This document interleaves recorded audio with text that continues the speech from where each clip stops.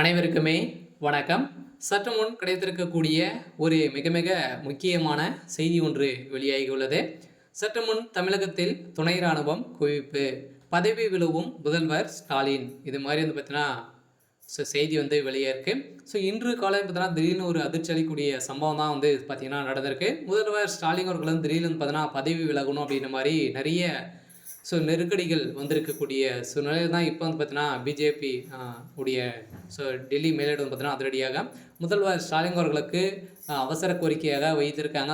திடீர்னு பார்த்தீங்கன்னா இந்த டாஸ்மாக் உடைய நிறுவனத்திலும் அதே மாதிரி அலுவலர்களும் ஆலைகளும் நடந்த ரைடின் அடிப்படையில் இதில் முதல்வர் ஸ்டாலின் அவர்களுக்கு தொடர்பு இருக்குது முக்கிய புள்ளிகளாம் பார்த்தீங்கன்னா வந்து இதில் வந்து சிக்குவாங்க அப்படின்ற மாதிரி அமலாக்கத்துறை வெளியிட்ட அறிக்கையில் சதுரடியாக முதல்வர் ஸ்டாலின் அவர்கள் வந்து பார்த்தீங்கன்னா இந்த 1000 கோடி மெகா ஊழல் வந்து பார்த்தீங்கன்னா குறைந்தபட்சமே நடந்திருக்கு இல்லையா. இதில் நடந்திருக்கக்கூடிய ஊழலின் அடிப்படையில் அனைத்து பணங்களுமே முதல்வர் ஸ்டாலின் அவர்கள் தான் வந்து போயிருக்கு.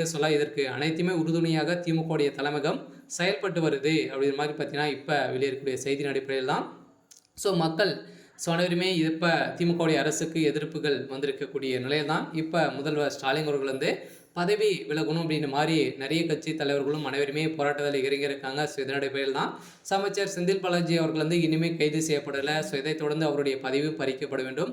அதே மாதிரி எம்பி ஜெகதரட்சனுடைய பதவியும் பறிக்க வேண்டும். அதே மாதிரி வந்து பார்த்தீங்கன்னா அவருடைய டாஸ்மாக் உடைய ஆலைகளும் மூடப்பட வேண்டும் அப்படின்ற மாதிரி இப்போ வந்து பார்த்தீங்கன்னா கோரிக்கையை வந்து வைத்து இப்போ முதல்வர் ஸ்டாலினுக்கு எதிராக இப்போ போராட்டங்களில் ஈடுபட்டிருக்காங்க. இதன் அடிப்படையில் தான் தமிழகத்தில் சமீப காலத்துலேருந்தே நிறைய பிரச்சனைகள் இருந்திருக்கக்கூடிய நிலையில் தான் இப்போ தமிழகத்தில் சென்னையில் பார்த்தீங்கன்னா துணை ராணுவம் வந்து குவிக்கப்பட்டிருக்காங்க. இந்த நிலையில் தான் முதல்வர் ஸ்டாலின் அவர்கள் வந்து பதவி விலகணும் அப்படின்ற மாதிரி சென்னையில் போராட்டங்கள் வந்து நடந்திருக்கு. இதன் அடிப்படையில் இப்போ வந்து பார்த்தீங்கன்னா ஏற்கனவே டாஸ்மாக் உடைய மெகா ஊழல் அடிப்படையில் செந்தில் பாலாஜி அவர்கள் வந்து ஜாமீன் அடிப்படையில் இருக்கார். இருந்தாலுமே அவருடைய ஜாமீன் ரத்து செய்யப்பட வேண்டும்.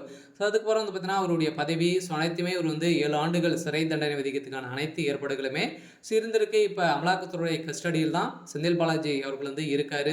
இவருக்கு என்ன தீர்ப்பு வந்து வழங்க போகிறாங்க அப்படிங்கிறது தான் ஒரு புதிய தீர்ப்புமாக இருக்க போகுது.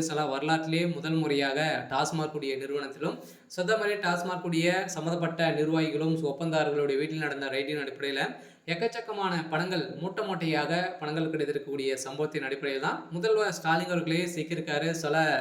வெளிச்சம் போட்டு காட்டக்கூடிய சலருக்கு தான் இப்போ வந்து பார்த்தீங்கன்னா நடந்திருக்கு. திமுகவுடைய தலைமுகம் சட்ட ஒழுங்கை மீறி வந்து நடந்துருக்கு. இதன் அடிப்படையில் தான் 164 சட்டம் அமலுக்கு வந்து தமிழகத்தில் வந்திருக்கு. இதனால முதல்வர் ஸ்டாலின் அவர்கள் வந்து பதவி பறிக்கப்பட்டிருக்கு.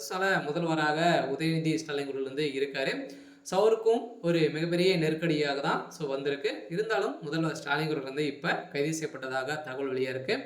சரி, ஓகே. எனக்கான அப்டேட் வந்து பார்த்தீங்கன்னா இதுதான். மறக்காமல் நம்மளுடைய சேனலை சப்ஸ்கிரைப் பண்ணி சப்போர்ட் பண்ணுங்கள். தேங்க்யூ.